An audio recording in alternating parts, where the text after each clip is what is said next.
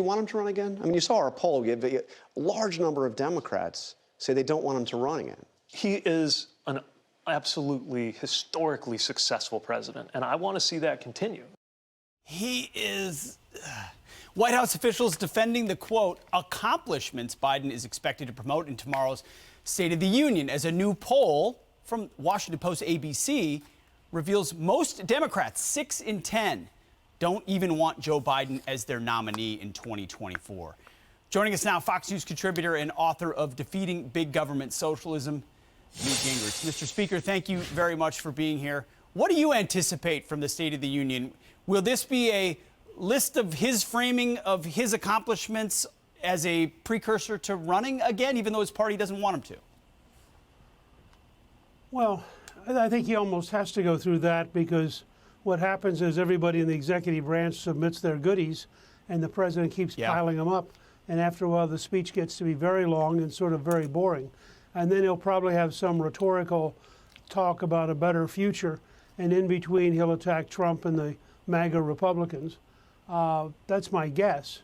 Now, I mean, one of the key questions is going to be, is he willing to talk about cutting spending? He's going to appeal for a clean debt ceiling. That's his current position. But I think, frankly, it's likely to be a fairly boring speech, and I think it reflects the gradual decline of the Democratic Party. Myra Miller of the Winston Groups pointed out there are like 6.5 million fewer Democrats today than in 2018. And they had the lowest turnout in, I think, 20 elections among Democrats in 2022. So there are a lot of people drifting away from the Biden Democratic Party, and I think a lot of Democrats know that. And what you would need, therefore, is enthusiasm, which is precisely something Joe Biden does not have. Mr. Speaker, a lot of the issues you just talked about are on the lips of voters. We had a panel of voters on Fox and Friends Weekend yesterday on Sunday. Here's a portion of what those voters shared with us. Watch. Where did all the billions of dollars go that we sent to schools? I want to see concrete examples of how we're going to be using that to bring our children's mental health and well-being back to thriving and prosperous. I think people are really afraid of the future. Whether it's spy balloons flying over the country, the border, or paying other countries to do jobs that we can do here at home. I can't afford to pay rent. I can't afford to buy food. I can't afford car fare. I think he's a failure. I think he's incompetent, and I'm not expecting anything tomorrow or on Tuesday that he's going to say anything that's relevant. Yeah, that's the question. Will there be anything relevant that's touching people's lives, whether it's crime, whether it's the border, whether it's drugs, whether it's inflation? Is he going to go at those topics where he's got real vulnerabilities? Yeah, no, there'll be things relevant, and then they'll all be lies. He'll say, you're really better off. I've really defeated inflation.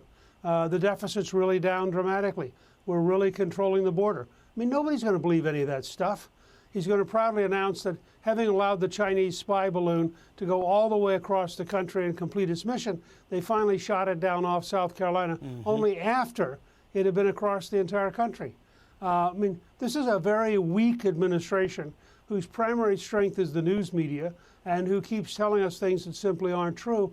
So I'm assuming that the State of the Union will be a collection of untruths bound together by Democrats desperately cheering in the House and Senate membership.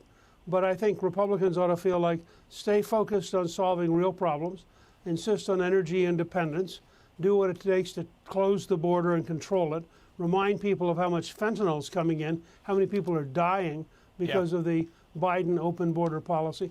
I think the contrast is going to be pretty stark. Yeah, they'll spin it just like Afghanistan. Not a failure. The biggest airlift in American history will be the type of spin they put on it. Right. Sarah Huckabee Sanders, the new governor of Arkansas, will have a chance to respond, and that'll be interesting to see. Speaker Gingrich, thank you very much. I think she'll do very well. I agree. Appreciate it. I'm Steve Ducey. I'm Brian Kilmeade. And I'm Ainsley Earhart. And click here to subscribe to the Fox News YouTube page to catch our hottest interviews and most compelling analysis.